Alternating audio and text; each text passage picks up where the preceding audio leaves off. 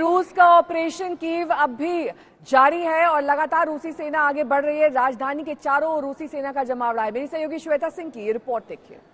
जैसे ही कर्फ्यू होता है आपको शहर में बहुत ज्यादा मूव नहीं कर सकते हैं, तो कीव में ही हूं, लेकिन बस 1 मिनट पहले मैं कीव वापस पहुंची हूं। ब्रोवरी के इलाके में मैं गई थी आज। शशि, वहां की तस्वीरें भी हम दिखाएंगे आज तक पर, लेकिन ये जो ब्रोवरी का इलाका है ना, ऐसे समझिए कि इरपिन हम इतने दिनों से कवर कर रहे हैं, जहां पर जो रूसी सेना है वो आगे बढ़ रही है। रोकने के लिए ब्रिज को तोड़ना पड़ा है।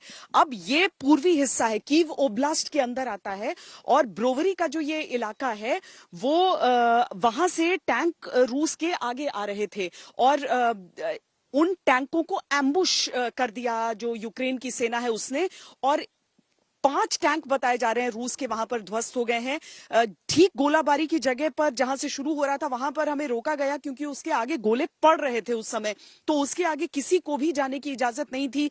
जो यूक्रेन के सैनिक है ना, उन्होंने भी जो रेलवे लाइन है, थोड़ी ऊंची पटरी ऊपर से गुजरती है, उसके ऊपर पोजिशंस ले रखी थी, वहां तक हम गए थे, लेकिन यूक्रेन के टैंक्स वहां पर खड़े थे।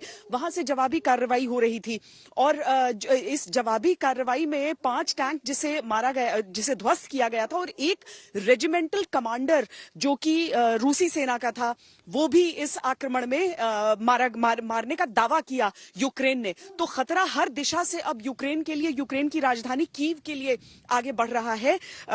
इरपिन हमने आपको बताया, ये वाला इलाका हो गया कीव ओब्लास्ट, यानी एक तो बूचा हो गया, साथ में ये ब्रोवरी का जो इलाका हम आपको बता रहे हैं। अब ये भी है कि दक्षिण से भी कीव की ओर जो फौजें हैं वो बढ़ रही हैं। तो एक तरह से समझिए कि घेराबंदी जो है वो कंप्लीट हो रही है, लेकिन रूस अपनी रफ्तार से धीमे बढ़ रहा है।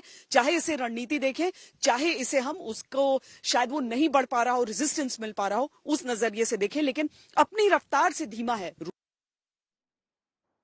वहीं कीव पर रूस की घेराबंदी लगातार सख्त हो रही है। इस बीच श्वेता सिंह कीव के इलाके ब्रोवरी पहुंची, जहां रूस और यूक्रेन की सेना आमने सामने है।